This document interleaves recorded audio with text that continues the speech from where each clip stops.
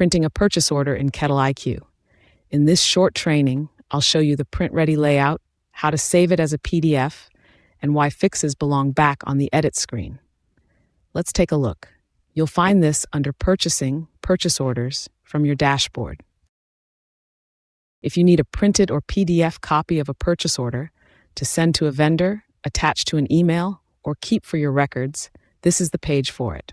From the Purchase Orders detail page, click Print. You get a clean, print-ready layout. Your company information, the vendor's information, every line item with quantities and pricing, and the total at the bottom. It's already formatted the way you'd want it on paper, so there's nothing to clean up. From here, click Print to send it straight to your printer, or use your browser's print dialog to save it as a PDF instead. One thing, if anything on the order looks wrong here, don't try to fix it on this screen.